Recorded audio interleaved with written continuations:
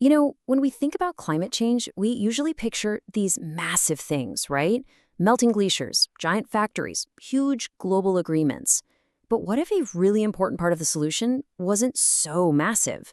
What if it was, right in your backyard or in a farmer's field just down the road? It sounds a little nuts, doesn't it? How on earth can one tiny acre of cotton possibly make a dent in what a factory pumps out? Well, believe it or not, this exact question is at the very heart of a whole new way of thinking, one that's trying to connect our smallest everyday actions to our biggest, most complex challenges. And let's be clear, this isn't some abstract problem for scientists to solve. We're talking about real people, farmers who are watching their crops fail, companies that are desperately trying to find legit ways to meet their sustainability goals. Governments are under huge pressure to hit climate targets, and of course, all of us, dealing with things like rising food prices and health risks from pollution. So, a problem that touches literally everyone needs a solution that connects everyone. That's what brings us to this idea of a totally new kind of climate marketplace. The core idea here is actually pretty simple, but it's incredibly powerful. You see, the carbon market has always been this kind of exclusive club for huge corporations and giant forestry projects. But what if you could blow the doors wide open? What if a system could directly link a smallholder farmer in, say, India with a tech company in California that needs to offset its emissions? Okay, so let's walk through how a system like GreenLink actually works. It's a loop. Step one, a farmer or an individual takes what they call an eco-action, something like planting trees where there weren't any before. Step two, technology, and this is the cool part, using AI and satellites, measures exactly how much carbon those new trees are pulling out of the air. Step three, that verified data is used to create a digital carbon credit on a super secure blockchain. Then, step four, companies buy these credits. And finally, step five, and this is the most important part, the money from that sale goes directly back to the farmer as income. It's a full circle. So what we're talking about here isn't just a small adjustment to the old way of doing things. The whole point is to completely redefine what a carbon credit even is, to make it so that these everyday actions can become a real, measurable, and valuable part of the solution. Now, that all sounds fantastic in theory, but for a company to spend real money on a credit from a small farm halfway across the world, they have to be 100% sure it's real, which leads us to the big technical question. How in the world do you accurately measure a tree from space? The answer comes down to this three-letter acronym, MRV. It stands for measurement, reporting, and verification. And look, this isn't just some boring industry jargon. It is the absolute engine of trust for this entire system. It's the whole scientific process that proves, without a doubt, that carbon has been pulled from the atmosphere and locked away. So what does this MRV tech actually look like?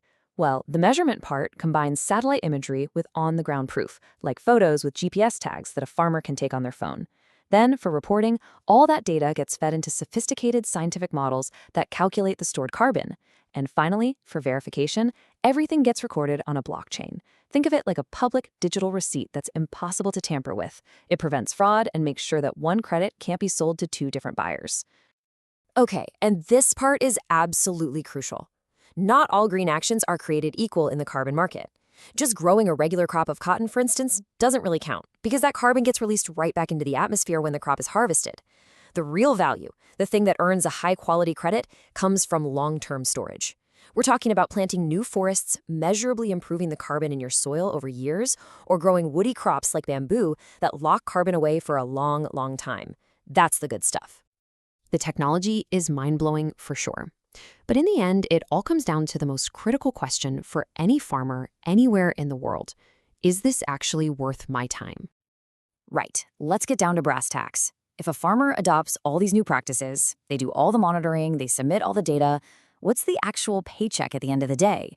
Is this a nice little bonus, or is it a life-changing amount of money? And this chart really lays it bare. The income you can make varies wildly depending on what you do.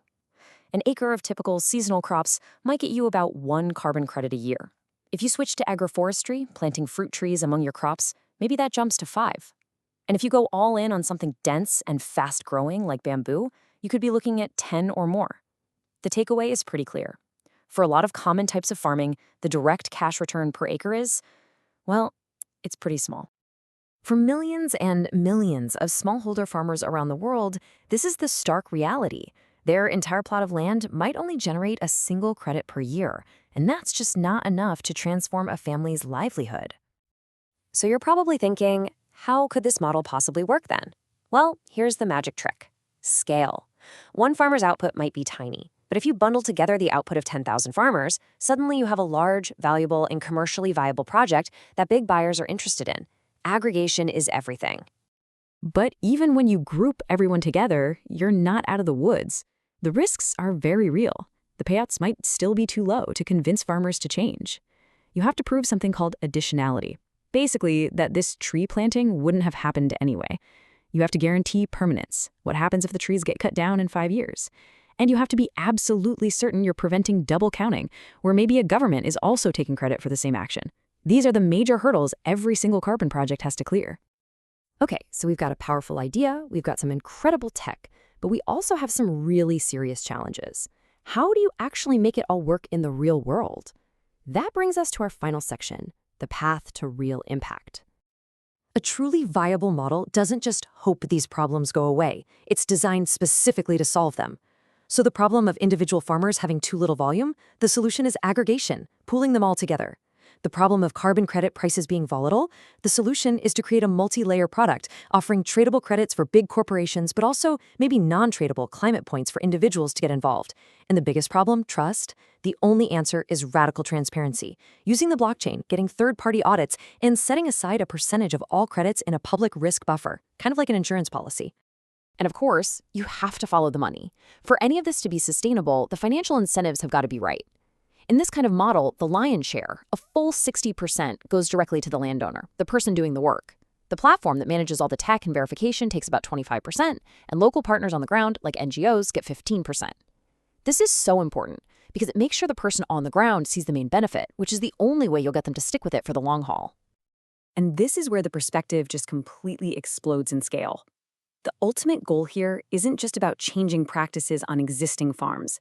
The real, mind-blowing opportunity is about activating the nearly 1/3 of all land on Earth that is currently degraded or just sitting unused. For the people who own that land, this isn't about slightly changing their income. It's about creating a brand new income stream out of thin air. Which leaves us with one last really powerful question to think about. We now have the technology to see, to measure, and to verify environmental action anywhere on the planet, from a single tree in a backyard to an entire forest. We have a model to connect that action directly to the global economy. So, is this the key?